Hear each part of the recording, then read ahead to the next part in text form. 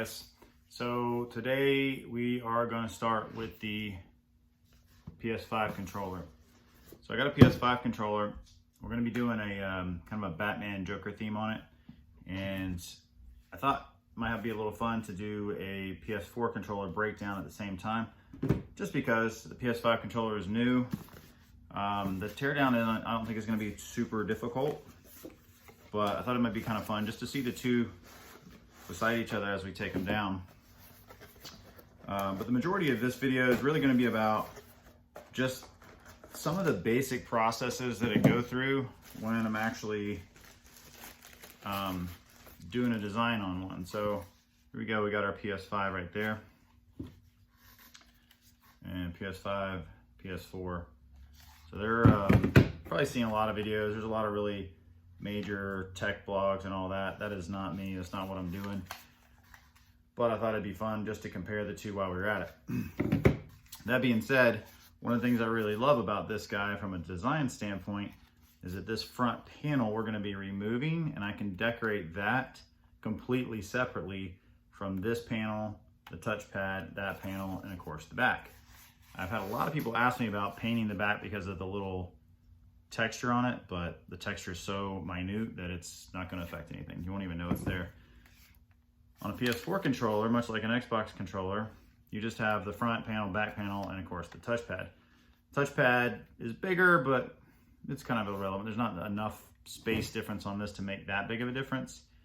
But being able to break these parts up is going to add a whole lot more options when it comes to design standpoint.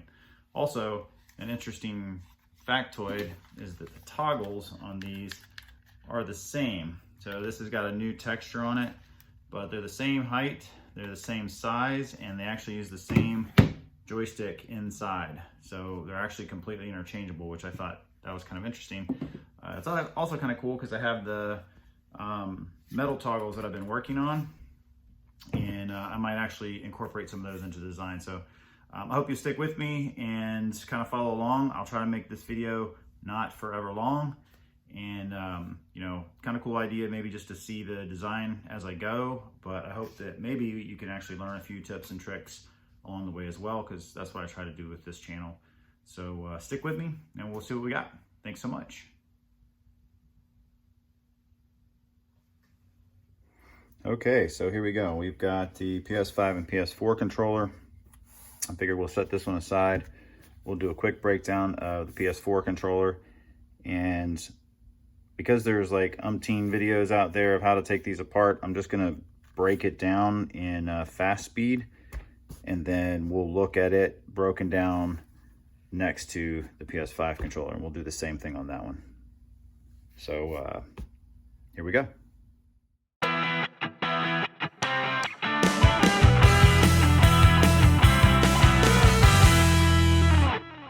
All right, so now that it's broken down, it's pretty quick and easy. Faceplate's super simple. We just pop these guys out here, take the buttons out. Sometimes I paint them, sometimes I don't. Just depends on what the client wants. We've got a touchpad, real easy. I pull this plate out, tape off the logic board inside there so that when I blast this, I don't get blast media up in there, and of course I don't want to paint on it. Then the lower section is really simple. Remove all of this, save everything nice and neatly bagged up. Again, this all gets blasted. I remove this and then remove the adhesive. Some people like to tape over it. I don't like that, it jacks up the design. And since that's what I'm doing, that's what I focus on. Plus, warranty wise, once we've taken these apart and painted them, guys, there's no warranty on them. So just keep that in mind. Nobody's gonna cover them once they've been painted. And then of course got a couple of spare parts, batteries, whatnot. The internal mechanism on the PS4 is all one super easy, simple piece, and that's what I love about it, is it's really easy to take it apart. Besides that, that's about it, and we'll move on to the PS5. All right, let's try this PS5. Now I've not done one of these, so this one won't be quite as fast as the other ones. So we're gonna go ahead and move this to super speed also. Hang tight.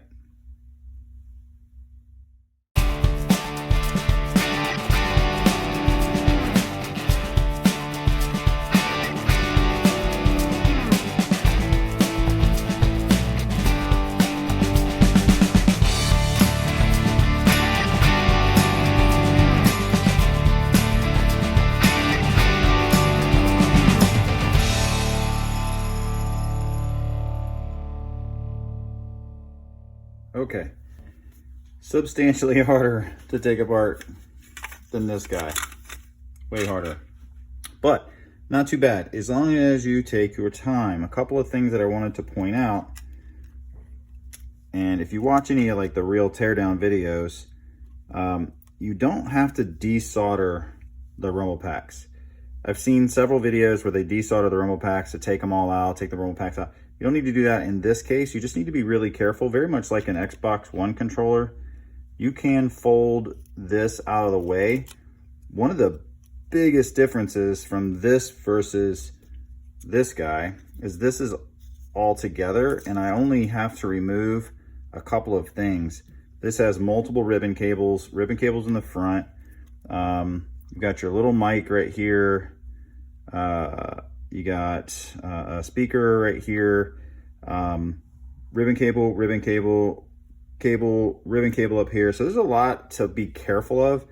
You don't want to just go in here ripping stuff out, but it's not hard. You just have to take your time. And then there's two little screws on the side here that sort of disappear because they're black also, and they really disappear into the frame. So just remember to take those out and then very gently pop it all out. If you have a new controller, it's all going to be like nice and snug and stuck in there. So when you're designing and painting, things you have to worry about is things like this. So like this is all woven in there. So I just have to be careful that these kinds of things go back in the same way they came out. This is considerably more complicated than a PS4 controller. Lots of little parts there. This pad actually is going to come out in a similar fashion, but I think that I'm gonna have to remove these outer pieces here first. We'll do all that, we'll get it out. But we have a back, your main face, so these two panels I can play with, and then the touchpad I can play with, and then you have the front panel, which is very flimsy, so you have to be really careful not to snap these ends off. But I can totally do some cool paint work with that, so I'm excited. So we'll get rolling. So we are about ready to reassemble, and I started thinking through the fact that these white buttons just are not going to be the look that I want on this controller.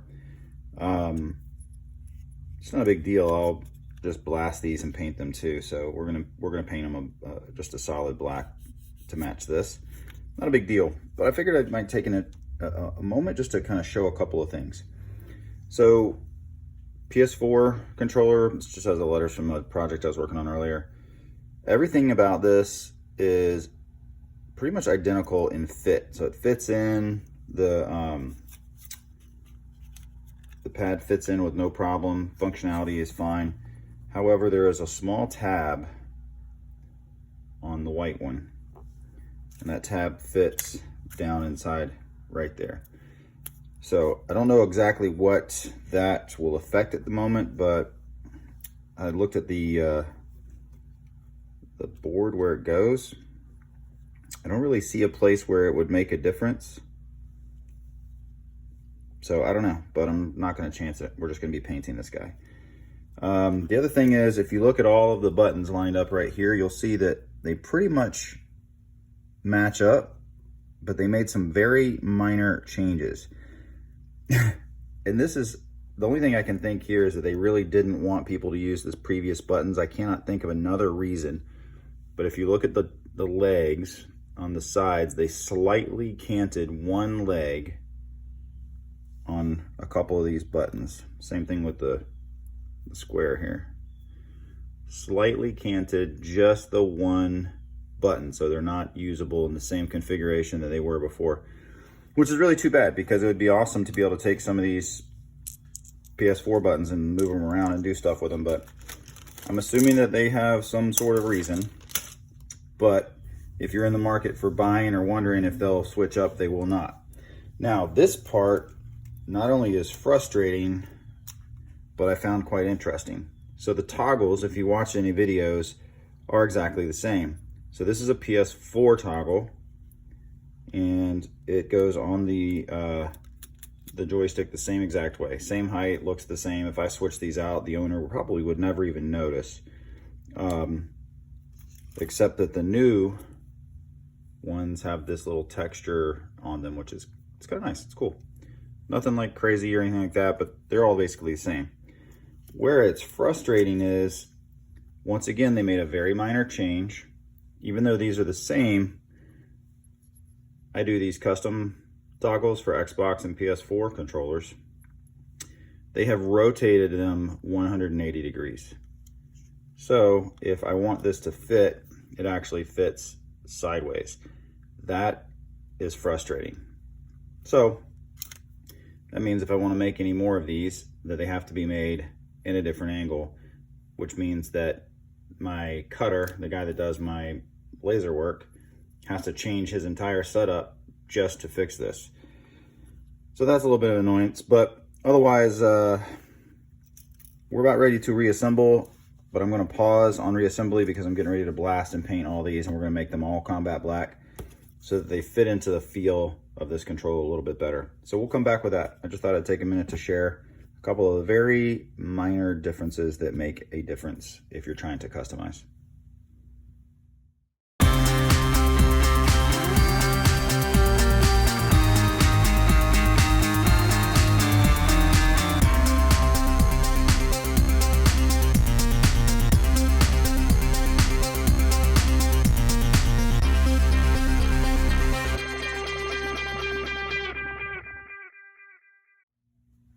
Here it is, the Batman Joker